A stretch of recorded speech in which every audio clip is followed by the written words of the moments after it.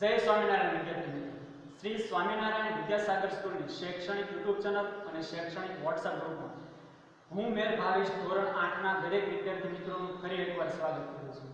विद्यार्थी मित्रों, आपणे અત્યાર સુધી વ્યાકરણના કેટલાક મુદ્દાઓની વાત કરી રહ્યા હતા જે તમારે પુનરાવર્તન એક પહેલા જોવાના હતા। મોટા ભાગના મુદ્દાઓની આપણે વાત કરી લીધી એટલે હવે પાછા આપણે ફરીએ આપણા મુખ્ય અભ્યાસક્રમ તરફ। એટલે આજે આપણે જોઈશું આપણા ગુજરાતીના નવા એકમ નંબર 6 તરફ, જેનું નામ છે ધૂળીએ મારગ અને એના કવિનું નામ છે મકરંદ દવે। મકરંદ દવેને આપણે સૌ જાણીએ છીએ અને આજે જે આપણે એનું કાવ્ય ભણવાના છે ઉર્મી ગીત તે પણ તમે સાંભળેલું હશે। તો ચાલો આપણે સૌથી પહેલા આ કાવ્યને માણીએ, ત્યારબાદ એનો ભાવાર્થ છે એને સમજીશું।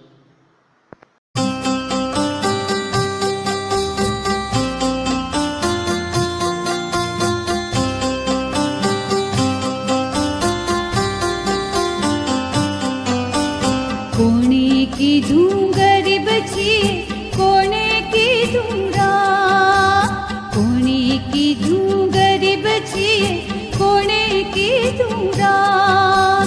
का भूली जा मन रे भोला अपना जुदा, का भूली जा मन रे भोला अपना जुदा।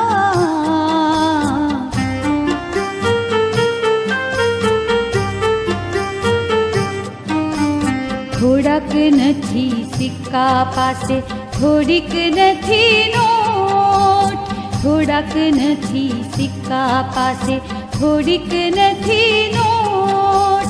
એમાં તો શું બગડી ગયું એમાં તે શીખોટ।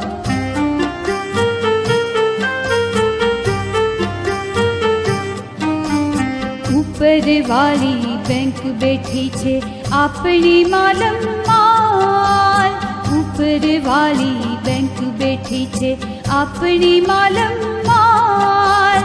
આજનું ખાણું આજ આપીને કાલની વાતો કાલ।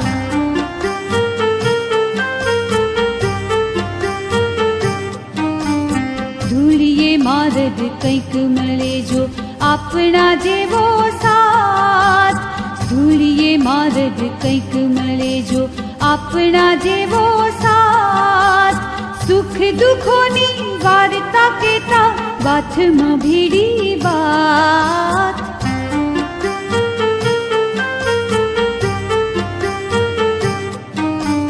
ખુલ્લા ખેતર અડખે પડખે માથે નીલું આગ, ખુલ્લા ખેતર અડખે પડખે માથે નીલું આગ। વચ્ચે નાનું ગામડું બેઠું ત્યાં આવો છે લાભ।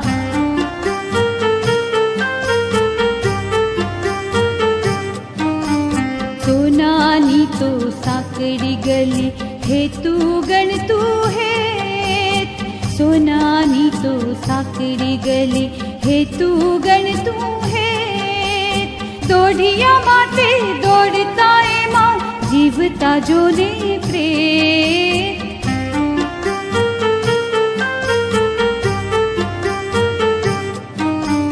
मानवी भारी अमथू अमथू आपणुं कोरे वात, मानवी भारी अमथू अमथू आपणुं कोरे वात। नोट ने सिक्का नाख नदीमां धूळीए मारग चाल, नोट ने सिक्का नाख नदीमां धूळीए मारग चाल। नोट ने सिक्का नाख नदीमां धूळीए मारग चाल, धूळीए मारग चाल, धूळीए मारग चाल, धूळीए मारग चाल।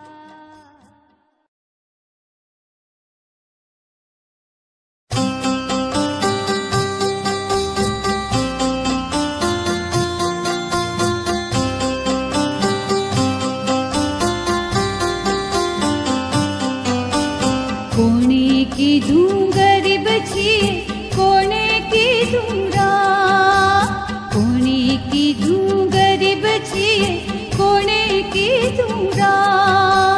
का भूली जा मन रे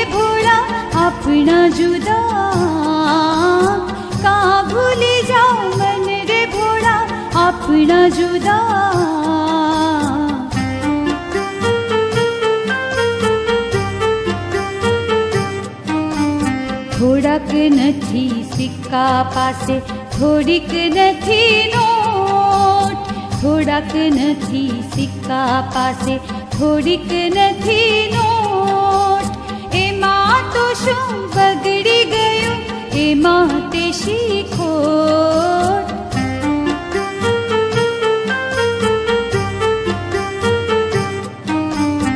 ઉપર વાળી બેંક બેઠી છે આપણી માલમ માલ.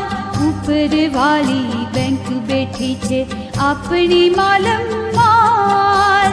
આજનું ખાણું આજ આપીને, કાલની વાતો કાલ.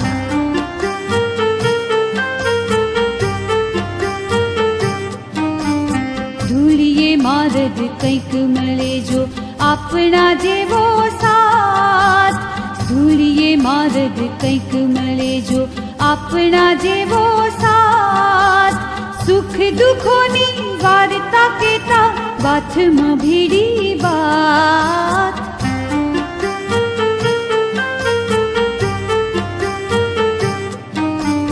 ખુલ્લા ખેતર અડખે પડખે માથે નીલું આબ. ખુલ્લા ખેતર અડખે પડખે માથે નીલું આબ. વચ્ચે નાનું ગામડું બેઠું, ત્યાં આવો છે લાભ.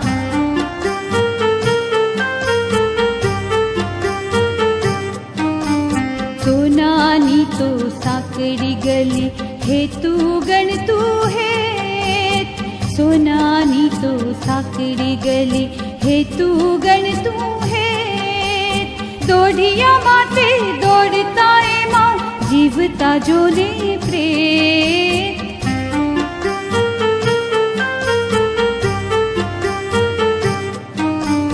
માનવી ભાળી અમથું અમથું આપણું ફોરે વાર. માનવી ભાળી અમથું અમથું આપણું ફોરે વાર. નોટને સિક્કા નાખ નદીમાં, ધૂળીએ માર્ગ ચાલ.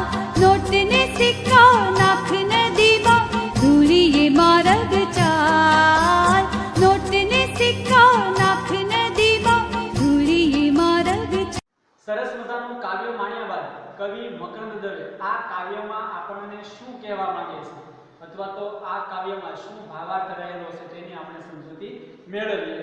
ઉર્મી ગીત છે એટલે આ ગીત આપણી ક્યાંક લાગણીઓને સ્પર્શતું હોય છે. તો મકરંદ દવે આ ગીત દ્વારા આપણી લાગણીઓને સ્પર્શી શક્યા છે કે નહીં, તેની આપણે વાત કરીશું. પણ એ પહેલા આપણે મકરંદ દવેનો પરિચય મેળવી લઈએ. આ કાવ્યમાં આવતા કેટલાક અઘરા શબ્દો અથવા તો શબ્દ સમજૂતી મેળવી લઈએ, અને ત્યારબાદ મકરંદ દવેનો પરિચય, એમના જીવન સાથે સંકળાયેલા કેટલાક સાહિત્ય સર્જનો અને આ કાવ્યની આપણે ટૂંકમાં માહિતી મેળવી લઈશું. તો કાવ્યનું શીર્ષક છે ધૂળીએ મારદ અને સાહિત્ય પ્રકાર છે ઉર્મી ગીત, જે મકરંદ દવે દ્વારા આપવામાં આવેલું છે. આપણે જોવાનું છે ત્યારે મકરંદ દવેનો પરિચય. જોઈએ એનો જન્મ 13/11 એટલે 13 નવેમ્બર 1922 થયેલો અને એમનું અવસાન 31/1 એટલે 31 જાન્યુઆરી 2005 થયેલું. મુખ્ય એનું મૂળ નામ છે મકરંદ વજેશંકર દવે, જે રાજકોટ જિલ્લાના ગોંડલના વતની હતા. વર્ષો સુધી મુંબઈમાં રહ્યા પછી તેઓ વલસાડ પાસે નંદીગ્રામમાં વસ્યા. એમણે ઘણો સમય મુંબઈમાં વિતાવ્યો અને ત્યારબાદ એ વલસાડની પાસે આવેલું નંદીગ્રામ છે ત્યાં રહેતા હતા. સાહિત્યની સાધનાની સાથે સાથે આધ્યાત્મિક ક્ષેત્રે ગતિ કરતા રહ્યા. સાહિત્ય સર્જન તો એમણે ઘણું કર્યું, પણ પ્રભુ ભક્તિ સાથે પણ તેઓ જોડાઈ રહ્યા. ગાંધી યુગ પછીના ગાળામાં આધ્યાત્મિક સાધનાને અનુલક્ષતી કવિતાઓ રચનાર તેઓ મરમી કવિ હતા. ગાંધી યુગ બાદ જે સાહિત્ય સર્જન એમણે કર્યું છે મોટા ભાગનું આધ્યાત્મિક ક્ષેત્રનું છે, અને આ આધ્યાત્મિક સાધનાને અનુલક્ષીને એમણે જે કવિતાઓ રચેલી છે એ કવિતાઓ રચનાર એક મરમી કવિ આ મકરંદ દવે છે. તેમના કાવ્યોમાં જીવનનો આધ્યાત્મિક અનુભવ સાદી અને સરળ ભાષામાં પણ ચોંટદાર રીતે રજૂ થાય છે.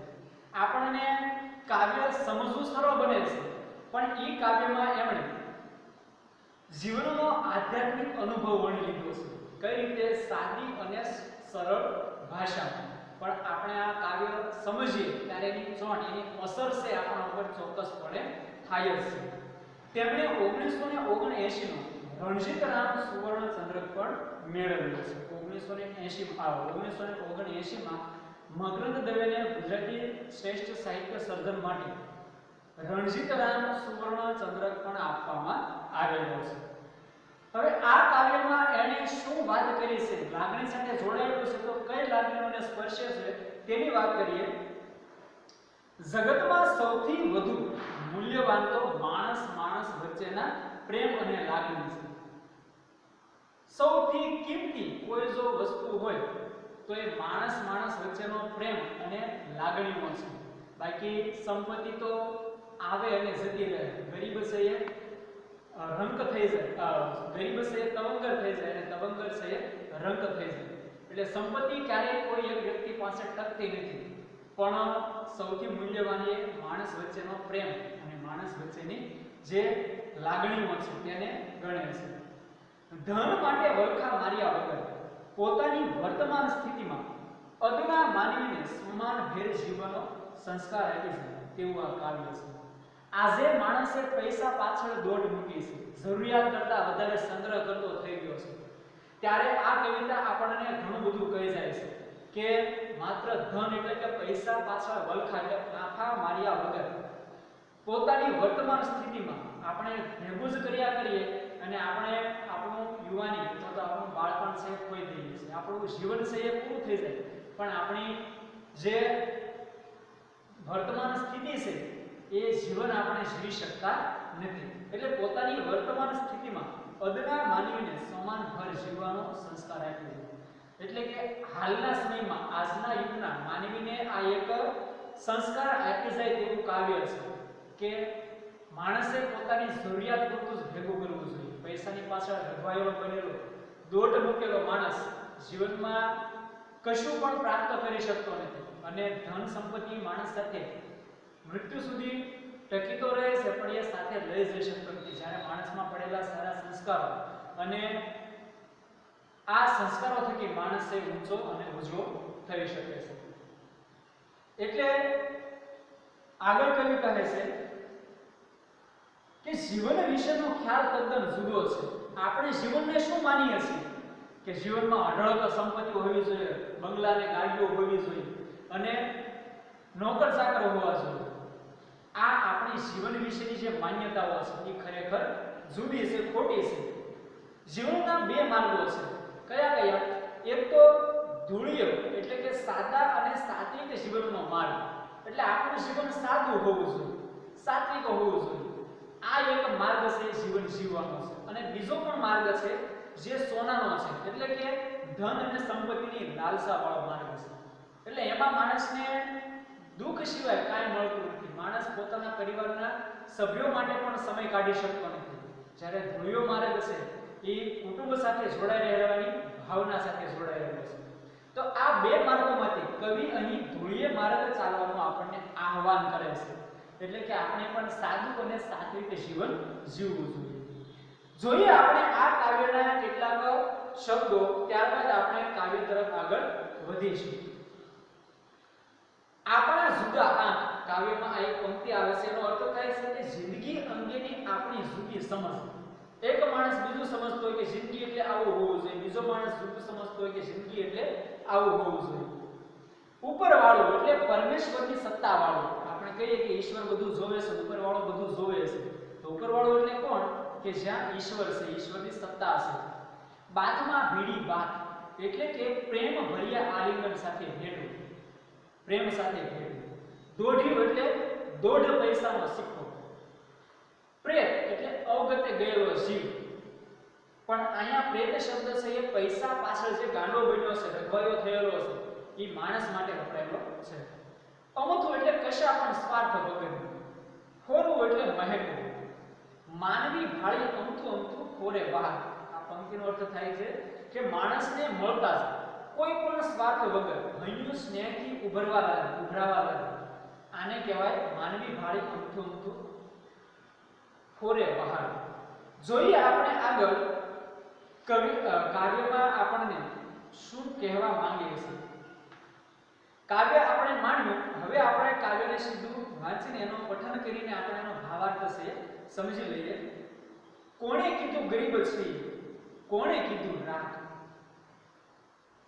કવિ પ્રશ્ન કરે છે કે તને કોણે કીધું કે આપણે ગરીબ છીએ, કોણે કીધું કે રાખ. રાખ અને ગરીબ બે પર્યાય શબ્દો છે. એટલે માણસ પાસે કાંઈ ધન સંપત્તિ ન હોય એટલે એમ માને કે હું ગરીબ છું, હું રાખ છું, એટલે કે હું કાંઈ કરી શકું નહીં. પણ કવિ એ માણસને પ્રશ્ન કરે છે કે જે એવું માને છે કે હું ગરીબ અને રાખ છું, કારણ કે આપણી પાસે ભગવાનની દીધેલી એવા અંગો છે કે જેનું મૂલ્ય આપણે આંકી શકીએ નહીં. ભગવાને આપણને આંખ આપી છે, ભગવાને આપણને ઇન્દ્રિયો આપેલી છે. આ બધા અંગોનું મૂલ્ય છે એ આજ સુધી કોઈ આંકી શક્યું નથી. એટલે આટલું કિંમતી શરીર ઈશ્વર દ્વારા આપણને પ્રાપ્ત થયેલું છે, તો આપણે ક્યાંથી ગરીબ કહેવાય? આપણી પાસે તો એવા અંગો છે જે ઘણા લોકોને મળ્યા નથી, છતાં પણ આપણે ગરીબ કહીએ છીએ. તો આપણે કાંઈ ગરીબ છીએ નહીં. આપણી પાસે આંખ, નાક, મસ્તક, કાન, શ્રવણેન્દ્રિય, જ્ઞાનેન્દ્રિય આ બધી ઇન્દ્રિયો પડી છે. આપણા શરીરમાં હૃદય છે, આપણા શરીરમાં એવા કિંમતી અંગો છે જેના કારણે આપણું શરીર છે એ ખૂબ જ કિંમતી છે. એટલે આપણે ગરીબ કે રાખ છીએ નહીં. કા ભૂલી જા મન રે ભોળા, આપણા જુદા આંખ. કવિ પોતાના ભોળા મનને સમજાવે છે કે હે મારા ભોળા મન, તું ભૂલી કેમ જાશો કે આ તો આપણી જિંદગી વિશેની એક જુદી જુદી વિચાર સરણી છે. એટલે કે આપણા જિંદગીને જોવાના આપણી દ્રષ્ટિ છે એ અલગ છે. થોડાક નથી સિક્કા પાસે, થોડીક નથી નોટ. ભલે આપણી પાસે થોડાક સિક્કા કે થોડીક નોટ નથી, એમાં તો શું બગડી ગયું, એમાં દેશી ખોટ. એમાં આપણને કંઈ ખોટ જવાની નથી. ભલે આપણી પાસે પૈસા નથી, સંપત્તિ નથી, ધન દોલત નથી કે બંગલા ગાડી નથી, એનાથી આપણને કંઈ ખોટ જવાની નથી. એમાંથી આપણું કંઈ બગડી પણ જવાનું નથી કે આપણને એનાથી કંઈ ખોટ પણ જવાની નથી. કારણ કે આપણી ઉપરવાળી બેંક બેઠી છે, આપણી માલમમાલ. આપણી ઉપરવાળી બેંક એટલે કે ઉપર રહેલી ઈશ્વરની સત્તાવાળી બેંક છે, ખૂબ જ માલમમાલ છે. એ આપણને ક્યારેય ભૂખ્યા સુવડાવશે નહીં. આજનું ખાણું આજ આપે ને કાલની વાતો કાલ. આજનો ખોરાક આપણને ઈશ્વર આજે આપે છે. કવિ કહે છે કે ઉપરવાળી બેંક બેઠી છે આપણી માલમમાલ. એટલે આપણે પૈસા પાછળ દોડ મૂકવાને બદલે આપણે ઉપરવાળી બેંક પર આપણે ભરોસો કરવો જોઈએ. અને આપણે કોઈ સામાન્ય વ્યક્તિ નથી, આપણને ભગવાન દ્વારા આપવામાં આવેલું કિંમતી એવું શરીર છે. અને એમના રહેલા જે અંગો છે એ તો કેટલી કિંમતના છે તે પણ આપણે પણ નક્કી ન કરી શકીએ. એટલે આપણે કોઈ સામાન્ય માણસ નથી, રાખ કે ગરીબ નથી, આપણે પણ માલમમાલ છે. કારણ કે આપણી ઉપરવાળી બેંક છે એ પણ માલમમાલ છે. જે આજનું ખાણું આજ આપે ને કાલની વાતો કાલ. આ નિયમ વ્યક્તિએ બનાવ્યો છે કે સંગ્રહ કરો અને આવનાર સમય માટે સાચવીને રાખો. પરંતુ પ્રાણીઓ કે પક્ષીઓ જ્યારે પોતાના ઘરે રાત્રે પાછા ફરે છે ત્યારે એની ચાંચમાં એક પણ દાણો હોતો નથી. કારણ કે એને ઈશ્વર ઉપર વિશ્વાસ છે કે આપણને ભૂખ્યા સુવડાવશે, પણ ભૂખ્યા જગાડે છે પણ ભૂખ્યા સુવડાવશે નહીં. નાનું બાળકને તમે તેડીને આકાશમાં ઉડાડો એટલે રડતું નથી પરંતુ હસે છે. શા માટે? કારણ કે એને વિશ્વાસ છે કે નીચે ઊભેલો વ્યક્તિ મને પડવા દેશે નહીં. એટલે ઉપરવાળી બેંક બેઠી છે આપણી માલમમાં. આજનું ખાણું આજ આપે ને કાલની વાતો કાલ. આજનું ખાણું આપણને દરરોજનું ખાણું તો ખાવાનું ભોજન પેટ ભર આપણને મળે છે, તો કાલની ચિંતા આપણે કાલ માટે છોડી દેવી જોઈએ. ધૂળીએ માર્ગ કંઈક મળે જો આપણા જેવો સાથ. ધૂળીએ માર્ગે જતા જતા અથવા તો ધૂળિયા માર્ગનો જે જીવનનો રસ્તો પસંદ કરેલો છે તો એ રસ્તામાં આપણને કંઈક લોકો એવા મળશે. ધૂળિયા માર્ગ કંઈક મળે જો આપણા જેવો સાથ. સુખ દુઃખોની વાર્તા કહેતા હાથમાં બીડી બાપ. બાકી સોનાના રસ્તામાં તમે જાઓ તો તમને આ લોકો નહીં મળે, પણ આ ધૂળિયા માર્ગમાં રહેલા લોકો કેવા હોય છે? લાગણીશીલ હોય છે અને સુખ દુઃખોની વાર્તા કહેતા કહેતા ક્યારે રસ્તો કપાઈ જાય એની ખબર ન પડે અને પ્રેમ અને આલિંગનથી આ રસ્તામાં માણસો છે ભેટી પડે છે. એટલે કે આ રસ્તે જઈ રહેલા લોકો છે લાગણી વાળા હોય છે. ખુલ્લા ખેતર અડખે પડખે માથે લીલું આગ. ખુલ્લા ખેતરો અડખે પડખે એટલે આજુબાજુ ધૂળીએ માર્ગ આપણે જઈએ છીએ ત્યારે આપણી આસપાસ ખુલ્લા ખેતરો હોય છે અને માથા ઉપર નીલું આભ રૂપી છત્ર હોય છે. એટલે આપણે ઈશ્વરની છત્ર છાયામાં જતા હોઈએ છીએ. વચ્ચે નાનું ગામડું બેઠું, ક્યાં આવો છે અને વચમાં પાછું એક નાનું ગામડું છે. આવો લાભ આપણને ક્યાંથી મળવાનો? સોનાની તો સાંકળી ગઈ હેતુ ગણતું હે. આ માર્ગ છે કવિએ દર્શાવ્યો તો બીજો કે સોનાનો માર્ગ એટલે કે ધન અને સંપત્તિની લાલચા વાળો માર્ગ. તો આ માર્ગની કેડી છે, આ માર્ગનો રસ્તો છે સાંકડો છે, કારણ કે એમાં લોકોના મન મોટા હોતા નથી, કોઈને આપી શકતા નથી. એ શા માટે આપે છે? હેતુ ગણતું હેત, એટલે એના સ્વાર્થથી જ એ કામ કરતા હોય છે. જો મારે હું આને આ આપીશ તો એ માણસ મને આમ આપશે. એટલે સ્વાર્થ સાથેનો સંબંધ આપણને સોનાની સાંકડી ગલીમાં જોવા મળે. તો સોનાના ધન સંપત્તિના માર્ગ વાળો રસ્તો છે, સાંકડો છે અને માત્ર ને માત્ર સ્વાર્થ માટે જ આપણી સાથે વાતો થતી હોય છે. દોઢિયા માટે દોડતા એમાં જીવતા સોને પ્રેમ. એક તો આ સોનાનો માર્ગ છે સાંકડો છે અને સ્વાર્થ વાળો છે. ત્યાંના લોકો કેવા હોય છે? દોઢિયા માટે દોડતા હોય છે. દોઢિયો એટલે દોઢ પૈસાનો સિક્કો. એટલે આ રસ્તામાં જે લોકો આપણને મળે છે એ લોકો પૈસા પાછળ ગાંડા બનેલા હોય છે, રઘવાયા બનેલા હોય છે, પૈસા પાછળ દોડતા હોય છે.